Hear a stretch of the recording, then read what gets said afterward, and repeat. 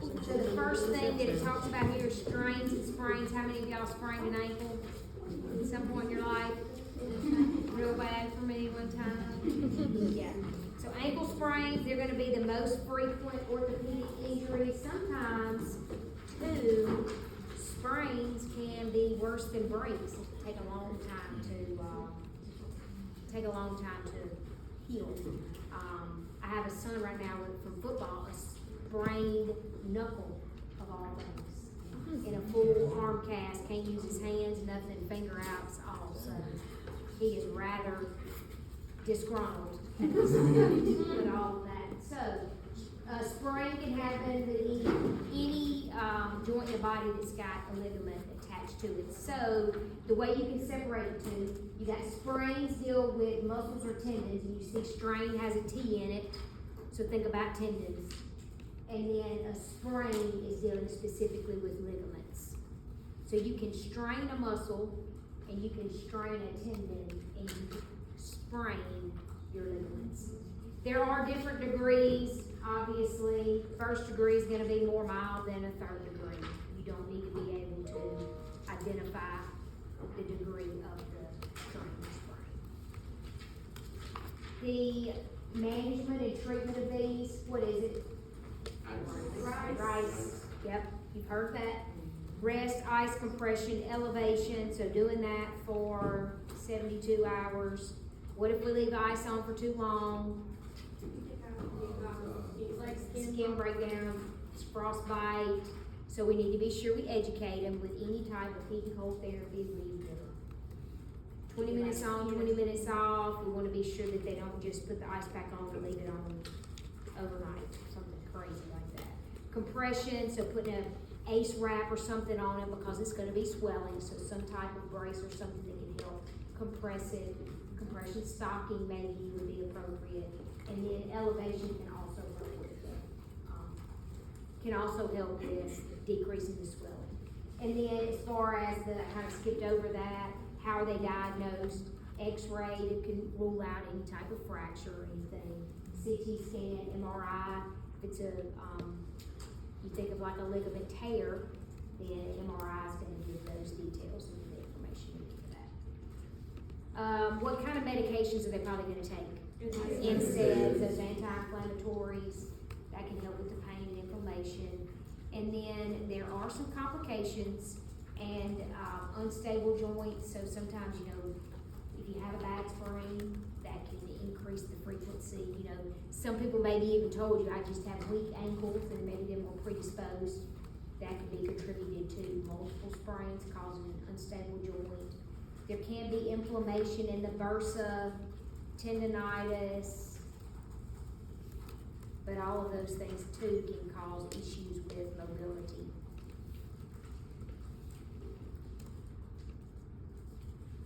So I think those are pretty simple for you to know, something you're very familiar with.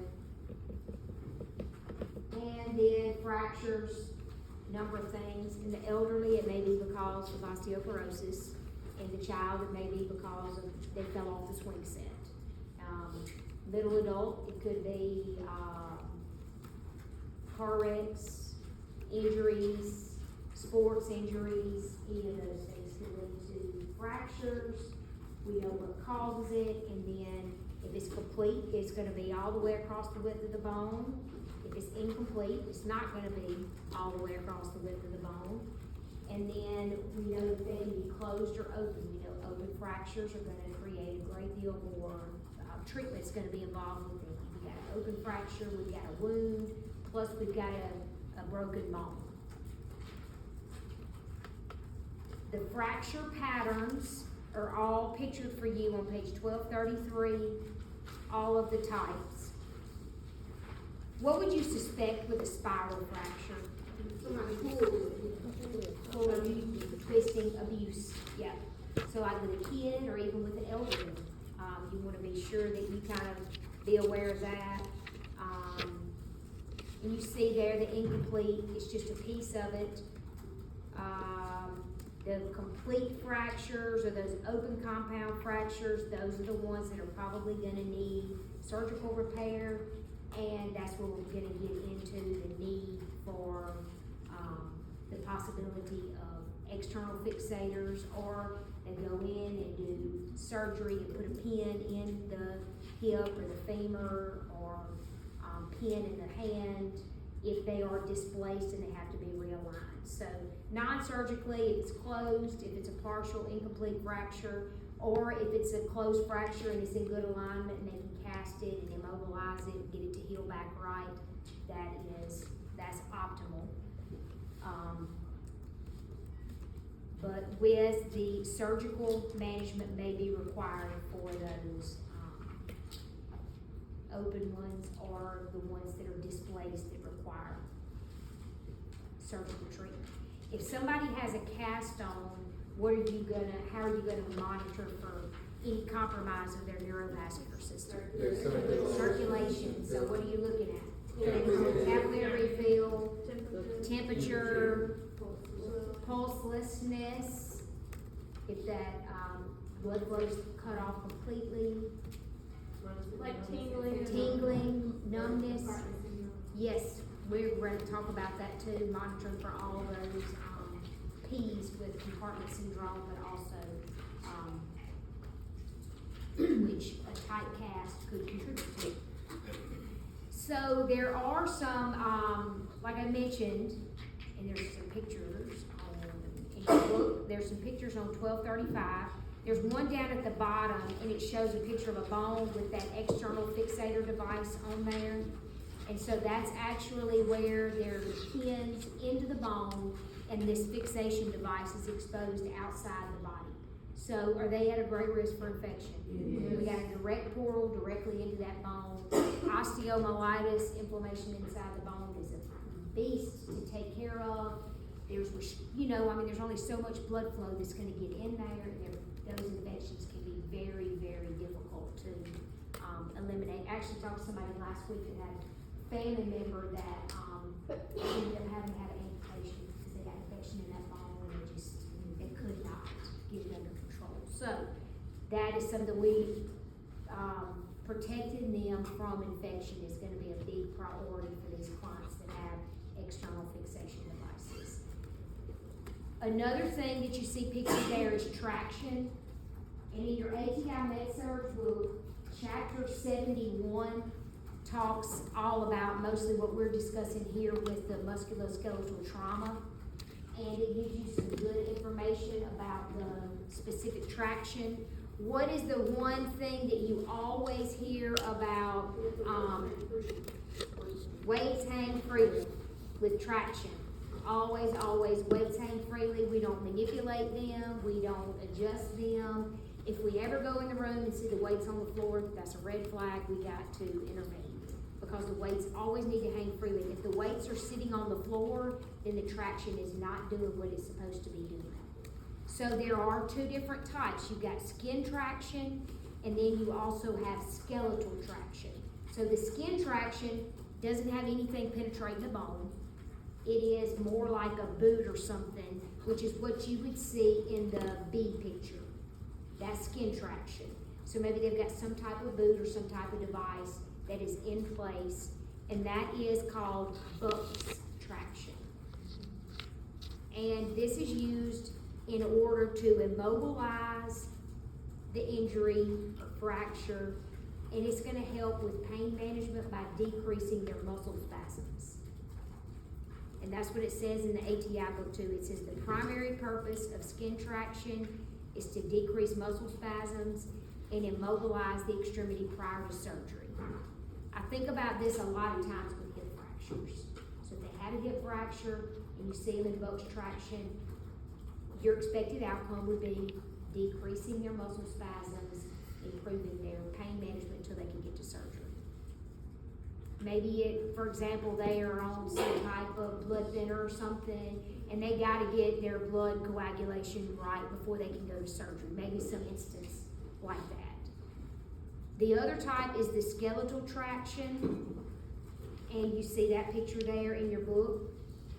And that's where you do have the pin. So you're going to have the same risk with the external fixators with the doing the pin side care that you would with the skeletal traction. Those would both be the same. Weights should never touch the floor, or they should never rest on another surface. So if something's sitting at the end of the bed, or they got moved and they're sitting on the end of the bed or something, they should never be resting on another surface. Another thing too that you see in the picture in the ATI book on page 472, it shows that they have got like a little trapeze bar. So you want to do everything, you want to encourage them to be as active as they can be. You know, you want to encourage them to be able to move themselves, shift their weight, do things, you know, with that little trapeze bar within the realms of their restrictions with the weights. But that was just a way that we could kind of help with promoting some type of independence with that little trapeze bar that could be over the bed. And then skeletal traction, you know, when you've got screws inserted into the bone, this may be more of a long-term deal than the skin traction would be. In the event of any emergency, that's when we would remove the traction, because at that point, their life is at a greater risk than that fracture being displaced, okay? So the only time that it would be okay or approved for us to do anything with removing the traction would be in the emergency, in the event of emergency. Can you give an example of like when you're? Like cardiac arrest, that's what I'm thinking, yeah. Emergency event, cardiac arrest, if we need to get some of the traction out of the way in order to be sure that we're doing chest compressions effectively, that's gonna take problem. And it's also going to talk about compartment syndrome in that chapter 71, so like I said, that'll be a good resource to go back to. And then we're gonna move into, some of with the compartment syndrome is one of the complications. So, those things. And so compartment syndrome is one of the first ones, and it is a very serious complication, and if it goes undetected, it can cause a loss of limb, because there is a restriction of blood flow to that area, and if the blood flow is cut off for too long, we know that necrosis occurs, and they could lose that limb. So this is where you want to remember those 6 P's. And that's where we talked about looking at the color. So the first P is pallor. We talked about tingling, paresthesia. You all mentioned pulselessness. Pressure is the 4th one. Paralysis. And then the 6th one is poikilothermia. It just means a cool temperature. That's what I would just put. But it's poikilothermia. Othermia. So a very fancy word that starts with a P just to say cool. There's a coolness to the extremity because we don't have appropriate blood flow. So with the compartment syndrome, we talked about, and you can look at the picture there on page 1236. That's kind of a cross section. It can occur in the arm, it can occur in the leg, but think of somewhere that you see the nerves and the blood vessels running through the center of that. And when the fascia, when it starts swelling in there, you see it pushes out so far, but the fascia around the muscle only lets it go so far, and then it starts compressing the blood vessels and the nerves, leading to all of these symptoms. So it could be blood, it could be an injury in there, but it also could be edema in there that could cause, with significant edema, it can put them at risk for compartment syndrome. And we talked about that also with significant edema because of damage to the tissues with burns to put them at risk for compartment syndrome. Another thing that's very characteristic of compartment syndrome is when they have pain that is off the charts, unrelieved by pain medication, because that pain medication is not relieving the root cause of the issue and the pressure in that, within that fascia. So pain kind of off the charts, and we want to be sure that we intervene appropriately, because if we don't, it can lead to loss of limb. So that's where they would go have that surgery. You see, there's another cool picture. It doesn't look as real as the burns list did, but it shows them cutting, making a lateral and medial incision, and cutting that fascia to release the pressure. And like I said, the same thing can happen in this extremity here. They have to go and do. And it's a long incision that they make. Neurovascular compromise, we talked about that. That is a potential complication, and that could be, it's something that we see related to compartment syndrome. But they could have neurovascular compromise. What if what if the fracture severed a major vessel, and then we got significant issues with that? We know DVTs, anytime they've got some type of fracture that causes them to be immobile. We already talked about the risk with that. We talked about the risk with pulmonary embolus with the DVTs, and then with long bone fractures, we have to be concerned about fat embolism. So think about fracture of the femur, and then that fatty emboli getting into the vascular system and then going to the lungs. The petechiae is looking like the fireworks, the small pinpoint round spots, red or purple under the skin, on the skin, are characteristic of the fat emboli. Generalized petechiae.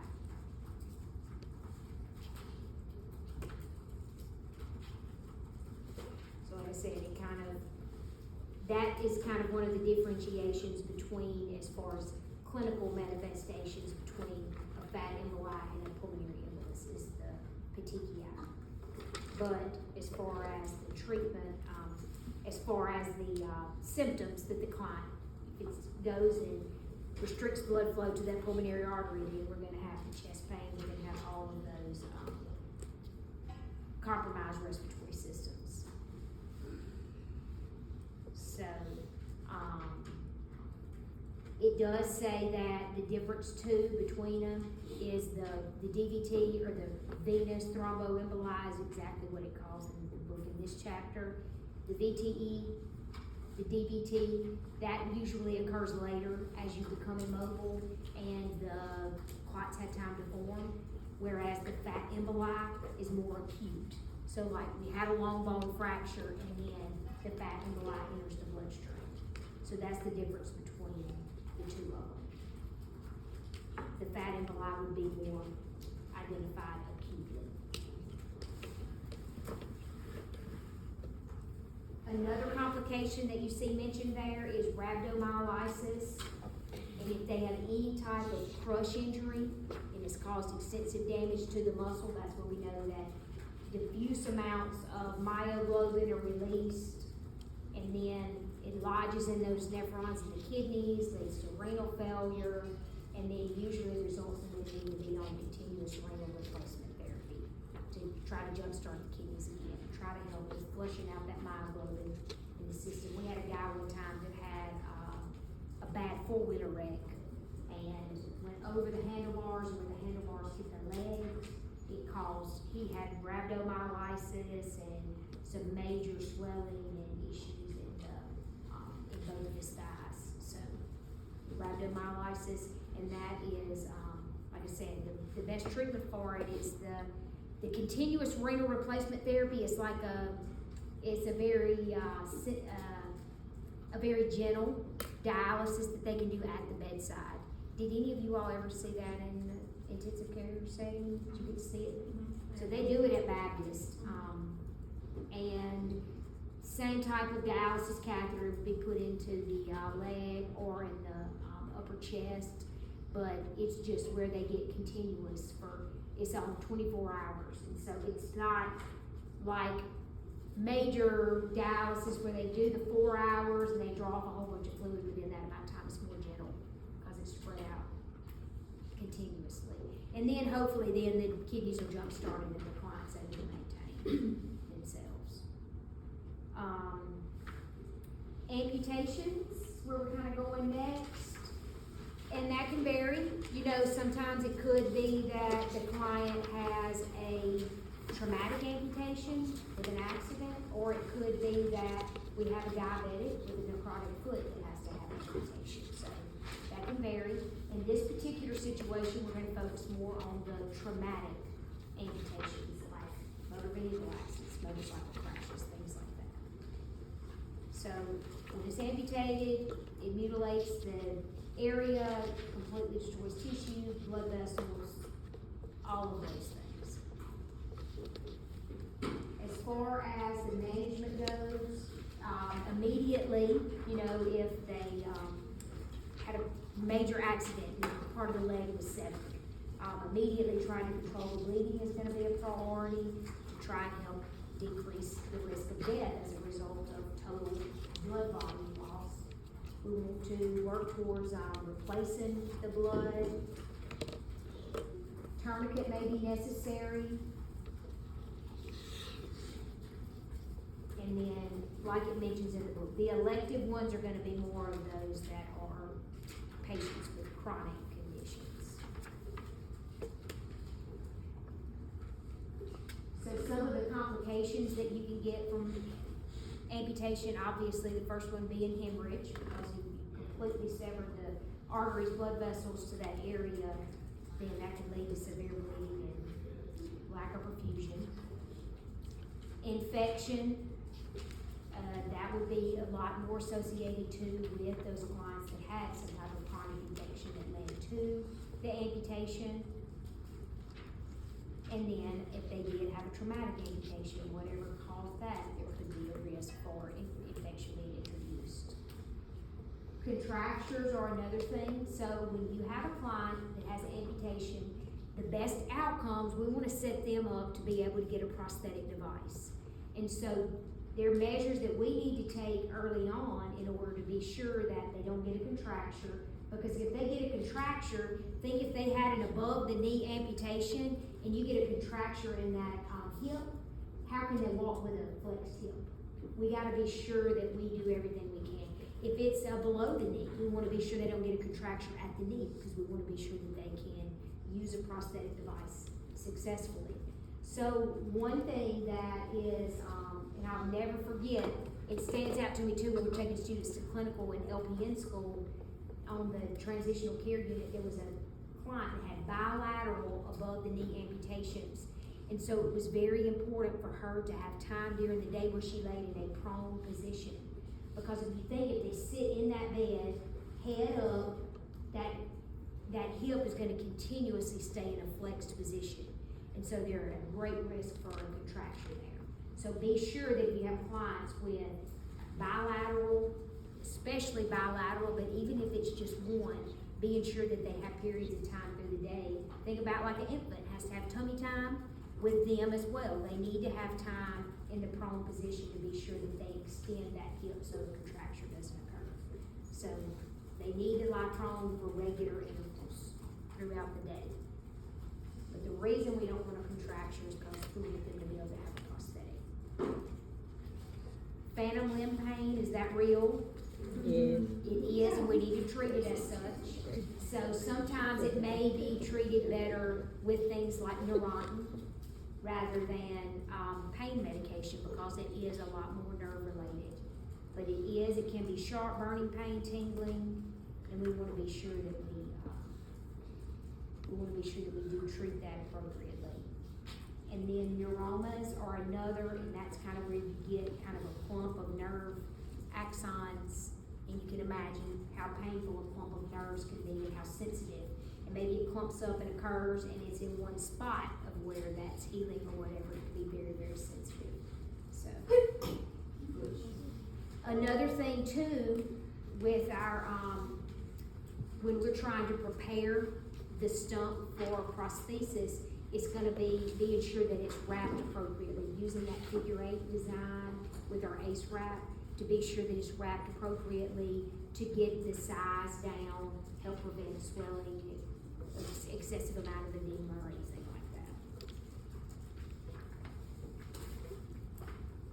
So then, the next one, meniscus injuries. Any of you ever had to have repaired to your meniscus?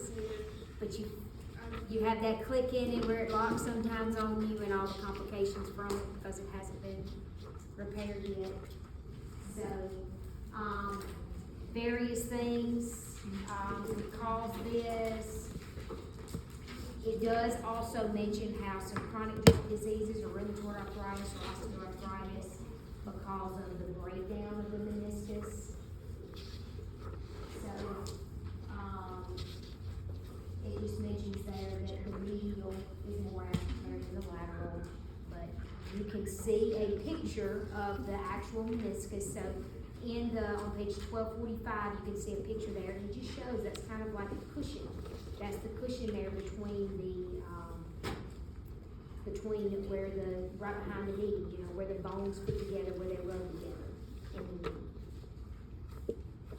It does show a picture there of kind of helping with the, identifying that a tear has occurred, and it shows a picture there of them doing the McMurray's test, and if they, see they immobilize the knee and then twist the foot back and forth, and they can hear an audible click, that is a positive sign that, the meniscus has been damaged or torn or whatever. So that McMurray's or Steinman's test may be used. X-rays are gonna help with the diagnosis and rule out, did your joint disease, can it be repaired? Do they need a total joint replacement? What direction do we need to go with that? And then the treatment obviously is gonna depend upon the size and severity, and so probably with her, it's a watchful waiting at the point where it's causing more issues or pain. They may say you have to have. in high school, and I didn't go until like 6 years later, and they said it grew back too tight, and I would eventually need a knee replacement. Because you didn't Yeah. get anything. Wow, I was in a boiler wreck. okay. And didn't know it at the time, and just kind of hobbled around on it, and Yeah. did some other injury occur that prompted you? I just started having more pain when they started giving out, and so they told me I tore my ACL and meniscus, and I just let it go. While still doing like cheer and basketball. Well, sometimes, I mean, yeah, because what they do is, they pretty much just cut out the part that's torn, so then you got bone on bone. And then sometimes you have problems after. Yeah. So, that, it can be kind of a, tricky thing to determine what's the best thing to do. But if surgical management is done, they can do arthroscopic knee surgery, and there's a picture of that there to show where they go in and try to repair it. And I guess kind of, if there's irregular edges, kind of smooth things up and make it. Because like I said, a lot of times what people have is where their knee will kind of lock up on them and they can't straighten it out because of the way that meniscus can kind of interfere with the movement of the joint.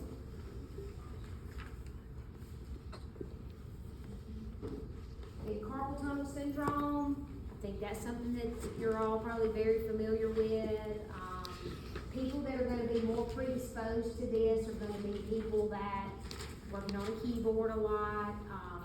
When I worked in a physical therapy clinic as a tech for a time, it was the factory workers. We had a lot of people that worked in the chicken plant and it was to their books full. We had a lot of those people, that chronic, repetitive movement. So factory workers and things like that, they're gonna be at a greater risk for this. But what happens is, within that, you see that transverse carpal ligament on page 1247. You see that ligament, and so then with an overgrowth of that ligament, and that's right where all of those nerves run through, and then it starts constricting those nerves, and then you start having numbness, tingling, pain in the hand, and they're not able to, they're starting to lose function. So, repetitive wrist motions, inflammation, compresses that median nerve. You see those types of symptoms.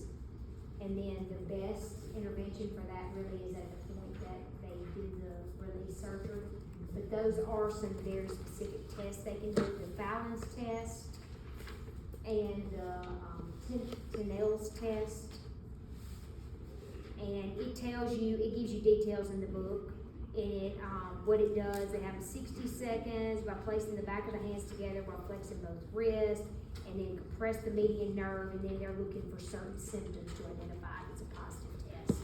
And then that just helps support the diagnosis. And then all they do is just go in there and do the tiniest little slit in the wrist there to release that ligament, and it releases all the pain and tension there on the median nerve, and then feeling and everything is restored back to the hand after that. So it's very simple. We would have clients that would have to come for some therapy, but I've known people too. I don't know that they do it around here, but I know someone that went to Texas and had a surgery, and they did it arthroscopically, and they literally, like, it was just very brief. They went in there, did a little clip, and then no physical therapy, no nothing. Really just So, moving that. is that something that can be done like in the office, or it has to be like? It has to, yeah, or at least a block.